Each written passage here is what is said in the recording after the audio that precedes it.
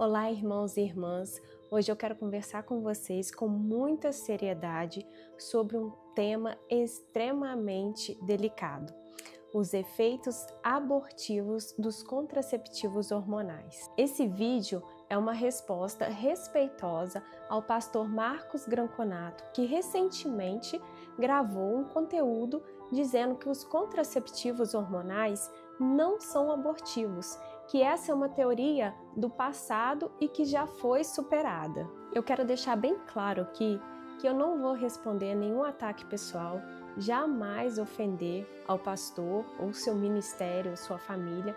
Esse não é meu objetivo aqui. Eu quero apenas abordar para vocês e apresentar de forma técnica como que os contraceptivos hormonais podem ser potencialmente abortivos. Gente, eu trabalho aqui nas redes sociais há alguns anos com o objetivo de pregar o evangelho e em defesa da vida. Então, quando eu vi esse conteúdo exposto de forma equivocada, houve para mim uma enorme preocupação, porque vidas podem estar sendo descartadas, vidas podem estar sendo eliminadas sem conhecimento do casal, né, da mulher que está fazendo uso da contracepção hormonal. Então assista agora o vídeo do pastor Marcos Granconato. Disseram que eu tenho sangue nas mãos, porque a minha visão é abortista. Essa ideia vem da sugestão, do ensino de que os comprimidos anticoncepcionais causam aborto. Isso era uma teoria que existia, mas que já foi descartada há muito tempo. Isso não existe, é mentira isso. Os anticoncepcionais não causam aborto. Houve essa teoria durante um tempo, mas já foi descartado. Isso nunca foi comprovado. Mas dizem, se você está dizendo que o casal pode evitar ter filhos, automaticamente você está dizendo que eles podem usar métodos anticoncepcionais. Então, você está apoiando o aborto porque a pílula é abortiva. Não é. Mas me associaram então ao aborto. É verdade que os contraceptivos hormonais são potencialmente abortivos? Sim, é verdade.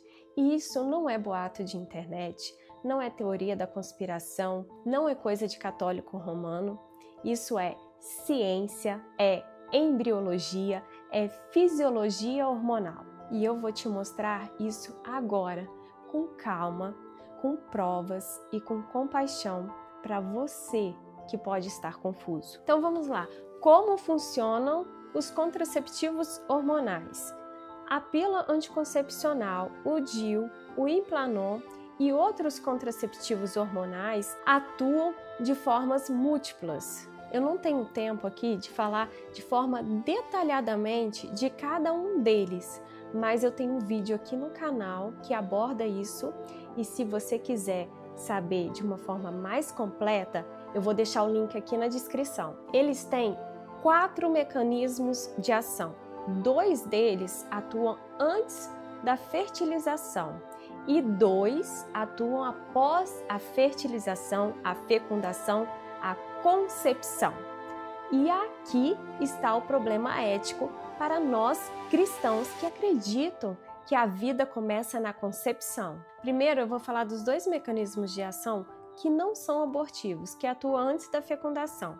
O primeiro mecanismo de ação é a supressão da ovulação, ou seja, atua no ovário impedindo a liberação do óvulo. Estudos científicos nos mostram que, mesmo com o uso correto da pílula, cerca de 5 a 10% das mulheres vão ovular ocasionalmente, o que nos direciona para o segundo mecanismo de ação. O segundo mecanismo de ação é o espessamento do muco cervical. O contraceptivo, ele atua no colo do útero, deixando esse muco mais grosso e hostil, dificultando a passagem do espermatozoide. E caso aconteça a ovulação, esse espermatozoide não vai encontrar com o óvulo. E aí você se pergunta, cadê o problema, Suzana? Então, o problema está exatamente aqui, quando esses 2 mecanismos falham.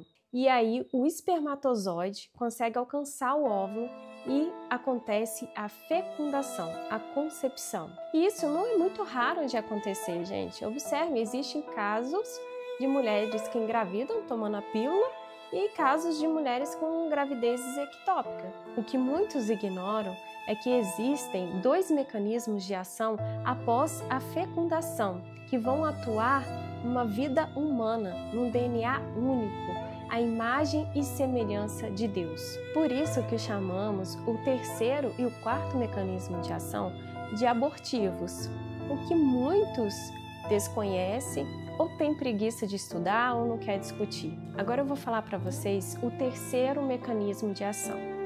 Prestem muita atenção. É o afinamento e a atrofia do endométrio. Ou seja, eu vou usar as palavras aqui bem simples para que você não tenha dificuldade de compreensão. Acontece uma atrofia na parede do útero, né? Um afinamento, torna hostil, né? E aí o embrião já formado, ele não vai conseguir se implantar, fixar na parede do útero. Consequentemente, ele é eliminado. Mas você pode dizer, Suzana, isso é coisa da sua cabeça. Gente, não é.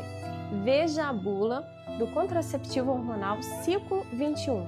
Na bula está escrito que ele impede a nidação. E o que é isso? Ele impede a fixação do embrião na parede do útero. Meus irmãos, vocês conseguem notar isso, perceber que até os fabricantes dizem que esse contraceptivo pode impedir a nidação? Olha isso, os fabricantes. Agora pensem comigo, quem está correto? Os próprios fabricantes que dizem que pode impedir a nidação, ou as pessoas que dizem que isso é coisa do passado, que isso não existe? Vocês concordam comigo que se pudesse, os fabricantes esconderiam isso, não deixaria isto ao alcance, né, de quem quiser ler a bula? Porque aí eles venderiam mais, não teria nenhum conflito ético. Quando um mecanismo de ação impede a nidação, qual o resultado disso? A eliminação do embrião sem mesmo que a mulher perceba. E o que é isso? É o aborto silencioso, é invisível. E existem centenas de artigos científicos que comprovam isso. Alguns estudos mostram que mesmo com doses baixas de progesterona sintética, alteram a receptividade endometrial. E é exatamente por isso que nos procedimentos imorais das clínicas de fertilização in vitro, quando uma mulher vai receber o embrião, os médicos atuam de forma incisivas para deixar o endométrio mais nutritivo possível e receptivo. Porque eles sabem que se o revestimento estiver fino, como quem usa a pílula, o embrião vai morrer. Por isso, dizer que esses métodos são seguros e não abortivos é muito grave. E sim, pode colocar sangue nas mãos de quem está ensinando isso. Dizer que os contraceptivos hormonais são inofensivos é ignorar a realidade da ciência e do corpo humano.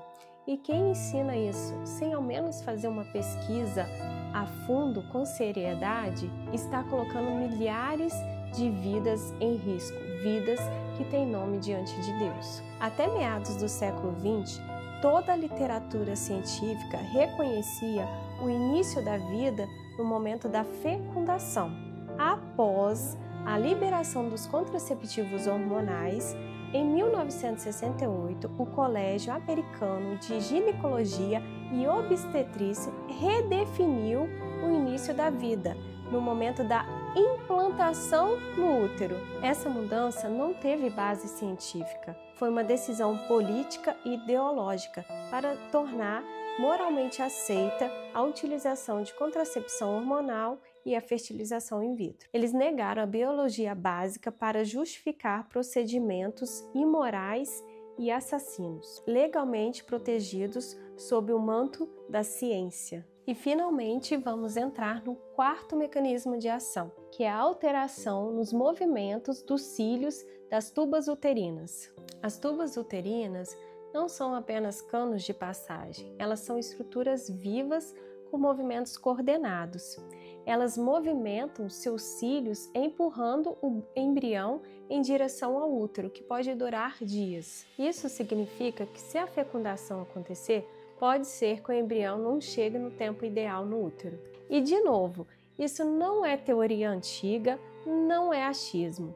É ciência publicada, revisada por pares e citada em literatura médica de referência. Então, meus irmãos, uma coisa é opinar, outra coisa é ensinar com base em meias informações. Porque afirmar que não há aborto sem explicar como os métodos funcionam é enganar mesmo sem intenção. Então, meus irmãos, vocês estão entendendo a gravidade disso que estou expondo aqui? Quem ensina que a pílula é segura precisa parar, estudar e se retratar. E aqui eu falo com muita sinceridade para vocês. Eu sei que muitas pessoas que defendem a pílula não têm má intenção, não têm a intenção de causar mortes. Eles só repetem o que ouviram, mas isso não os isenta da responsabilidade. O embrião não é uma célula qualquer. Ele é a imagem e semelhança do Criador. Ele é alguém, e quando um discurso o elimina com palavras tranquilizadoras, isso é sangue inocente. Isso mesmo, sangue inocente derramado. Evitar filhos deliberadamente com métodos potencialmente abortivos não é liberdade cristã, é uma tragédia, é uma mentira que precisa ser denunciada com urgência. E você que me acompanha, se você não sabia que poderia estar impedindo o embrião de viver através do anticoncepcional, agora você já sabe e você é responsável. E peço a você que compartilhe esse vídeo para que esse conhecimento possa ser disseminado e mais pessoas conheçam que os contraceptivos hormonais e DIU são potencialmente abortivos. E que Deus abençoe a sua vida.